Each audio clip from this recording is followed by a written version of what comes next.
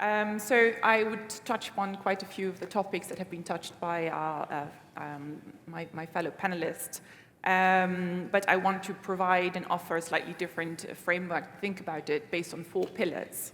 The first one is resilience, then the second one, innovation, third one is jobs, and the fourth one is cooperation. So talking about resilience, we know that the global economy remains fragile.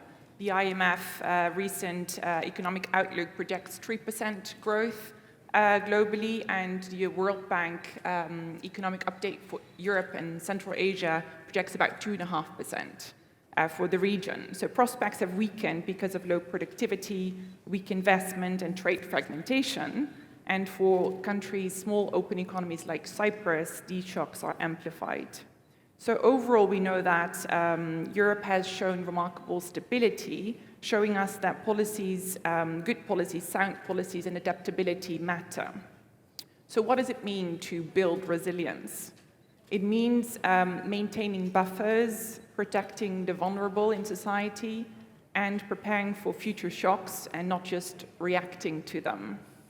So today's challenge, therefore, is not just to grow, but to grow smarter, to turn recovery into higher productivity and more resilient, more sustainable, more inclusive growth. So now move to the second pillar, which is innovation.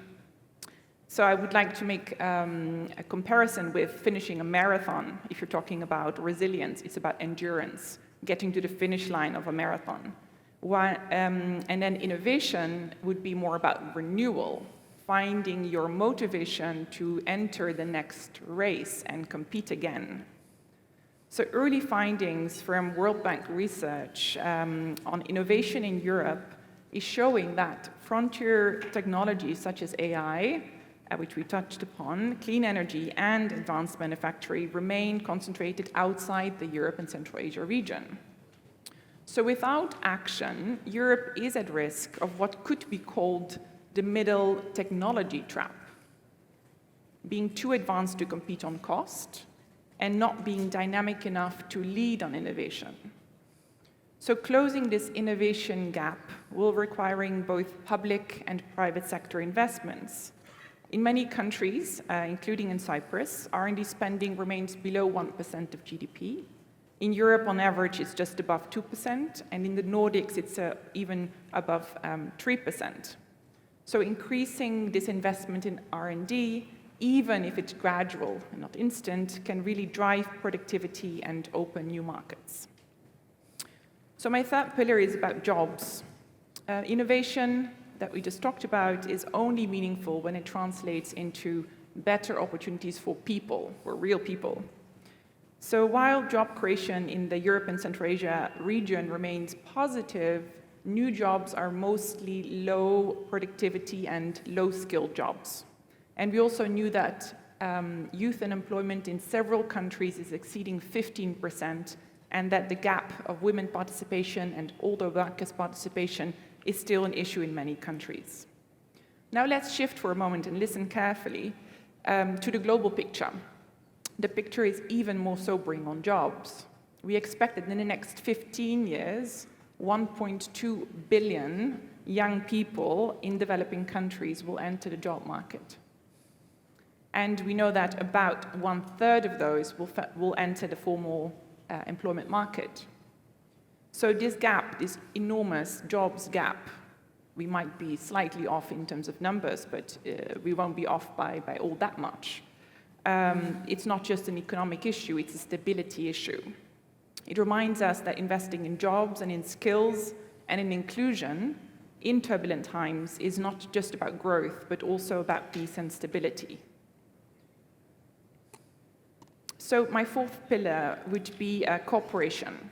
Resilience, innovation, and jobs all depend on this final pillar. Integration within regions, across borders, and between communities multiplies opportunity and builds trust. And I would like to turn to Cyprus as a powerful example of cooperation.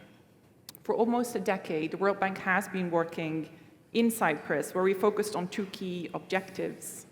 The first one is fostering economic convergence through macroeconomic monitoring work on living standards, private sector development work, and work on labor mobility and employability, all in close collaboration with the European Commission under their EU aid program for the Turkish Cypriot community.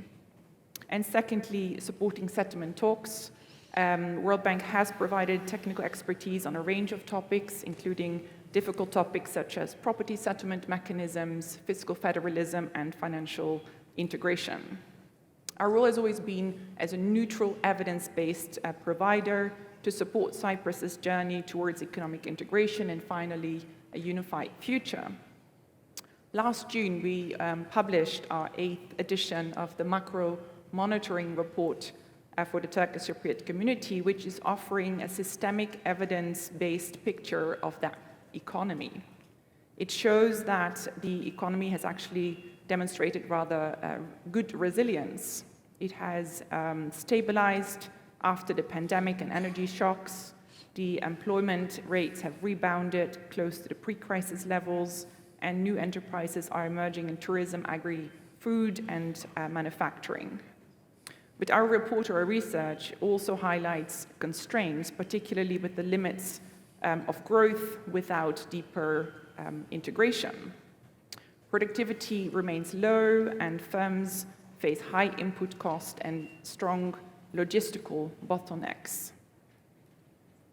So we know that only about 10% of Turkish Cypriot external sales are over the green line.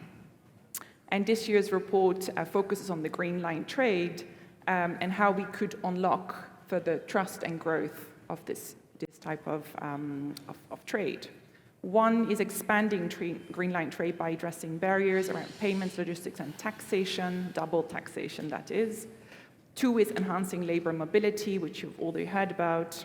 And 3 is improving data and statistics, because without solid evidence-based data, we cannot make good policies.